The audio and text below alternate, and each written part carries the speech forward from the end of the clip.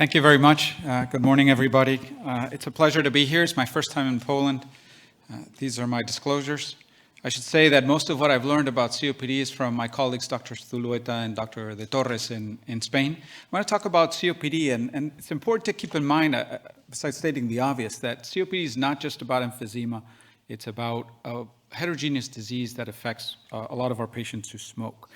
We don't know much about the natural evolution of COPD, so I won't say too much about that, but I think the opportunity to screen for COPD in the context of screening for lung cancer is a win-win scenario, and I will discuss this at length at the very end. So this is our typical patient from Pamplona from our screening program who has that spiculated upper lobe lung cancer. And as you can see, not only do they have obstruction on their spirometry, but they also have altered diffusing capacity. So this patient has a combined phenotype of emphysema and obstructive airways disease. But some patients only have obstructive airways disease, and some patients only have altered diffusing capacity. So the disease is very heterogeneous. It's currently the fourth leading cause of death, and as you can see, there are several issues here that we need to keep in mind. Not all patients with COPD are smokers, especially in the third world, and not all patients who die of COPD are elderly patients, and most of the ones who die in low and middle income countries are actually fairly young patients. So these are stereotypes of COPD that we have to eradicate. Another stereotype is that all COPD patients look alike and reach COPD by the same pathway. And there are many roads that lead to COPD, chief among them not developing your lung function to your full capacity as a young adult, especially in childhood. And this is a black box effect. We don't really know what happens to a lot of these patients in childhood because we don't measure lung function when it's growing. And then there's the issue of the accelerated decline, which is also a major concern and one of the chief trajectories leading to COPD in many patients. This has been looked at length, and as you can see here in this slide, individuals with normal lung function who develop COPD generally have accelerated decline of lung function as they smoke or are exposed to noxious gases, and those who have decreased lung function when they reach adulthood oftentimes just have a modest decline in lung function. So COPD is a heterogeneous disease, but it is also a systemic disease. I think a lot of us think of COPD as just a purely a pulmonary disease, but it also has implications in terms of chronic inflammation, weight loss, sarcopenia, and obviously cardiovascular comorbidities, and not just obstruction, but also emphysema and diffusing capacity, and the impact that that has on our patients' lives. This is the comorbidome. It's something that Alvaro Agusti is very fond of pointing out. And as you can see in this image, death is in the middle. It's the lung. It's the star, so to speak, of this solar system that is the comorbidome, and the dotted line is what is inside that is statistically significant, and what's outside of that is not. And the size of a particular planet has to do with the prevalence of that disease in the context of COPD. And as you can see, lung cancer is kind of like Earth in our solar system. It's not a big planet, but it's very close to the sun. It's in that sweet spot, so to speak. But there's a lot of red, which is the cardiovascular implications in COPD and comorbidities, as well as a lot of green, which are the pulmonary diseases that are associated with COPD. So a lot of comorbidities are associated with COPD, and we have to keep track of them.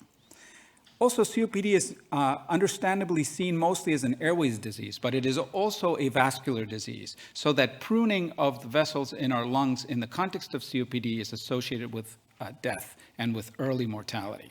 So it's not just an airway disease.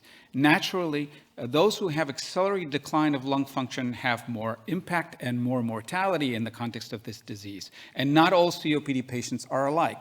Some remain stable for a prolonged period of time. Some have an accelerated decline in lung function. And in this context, it's very important to keep in mind exacerbations. So acute exacerbations of disease have a tremendous impact on survival in the context of COPD and on the natural evolution of COPD in our patients. And particularly those severe exacerbations which are linked to, for example, hospitalization, where the impact of hospitalization due to a COPD exacerbation is probably akin to having ARDS or other illnesses that cause 30 to 40% mortality in the first few years after that particular exacerbation. So again, COPD is a heterogeneous disease. Those who fare worse have accelerated lung function decline, frequent exacerbations, and that vascular pruning that I mentioned. So phenotype matters. What our patients look like deep down is really what counts.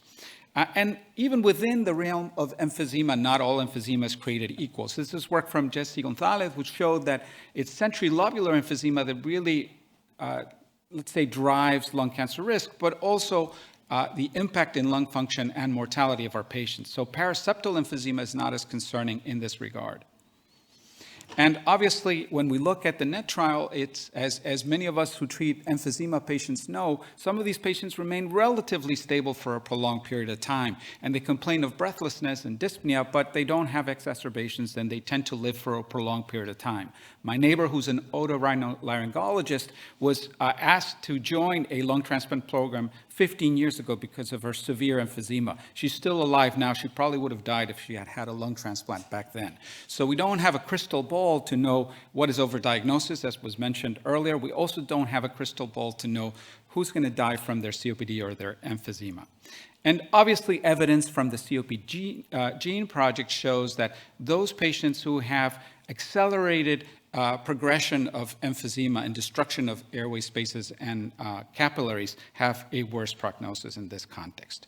This is work from Dr. Al-Qaida's dissertation in our group showing that patients with emphysema definitely have more symptoms and fare worse than patients with no emphysema in the context of a screening program that looks at patients with COPD. And it's also important to note that precisely because it's a heterogeneous disease, we have to look at patients in their full expression of the disease.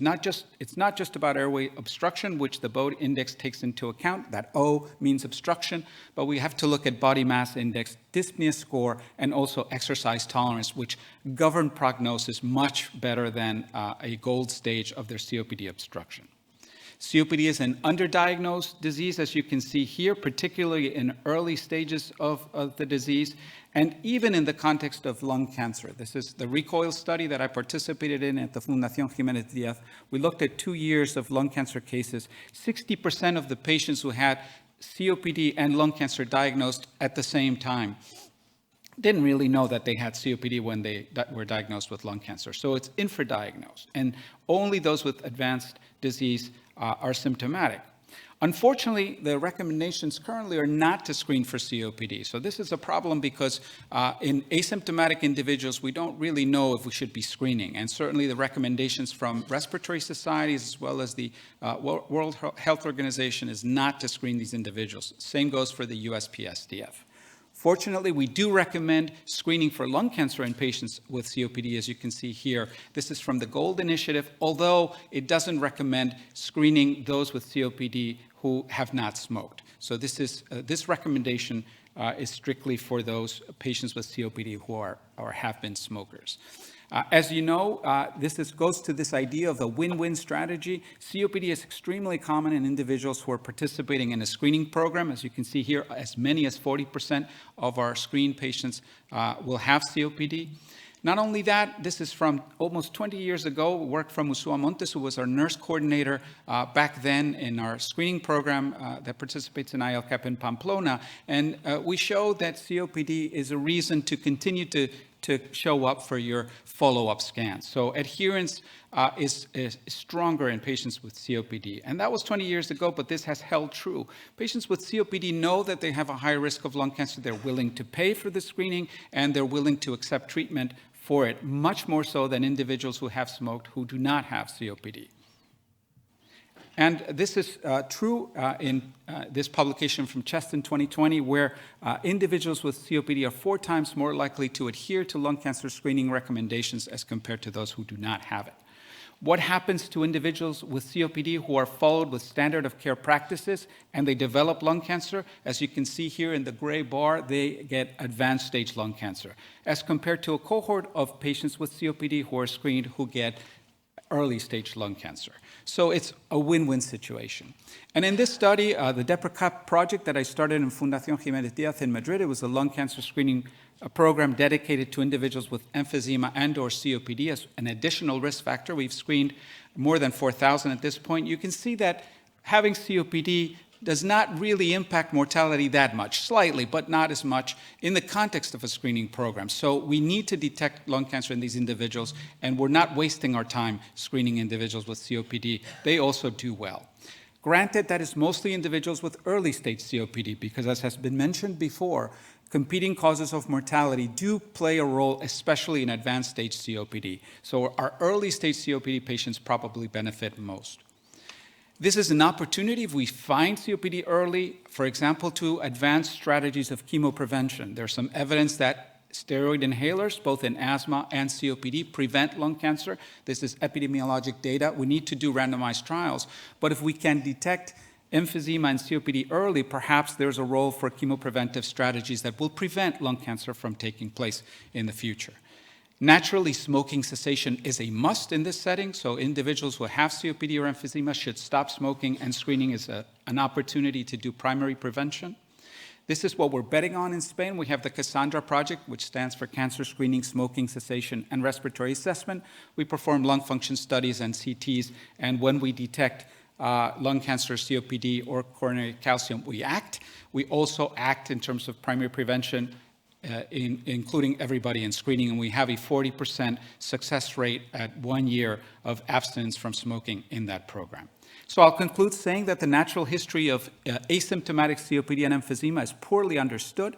COPD, as I've mentioned, is a heterogeneous disease involving airways and the pulmonary vasculature, to which patients arrive following diverse and diverging trajectories. Screening for both makes sense because lung cancer is more frequent in these individuals. COPD and emphysema are very common in screening eligible individuals, and it's a win-win situation when we can improve infra diagnosis, we can improve adherence to screening, we can improve outcomes, potentially offer primary prevention as well as secondary prevention, and obviously potential for implementing chemopreventive strategies. Thank you very much.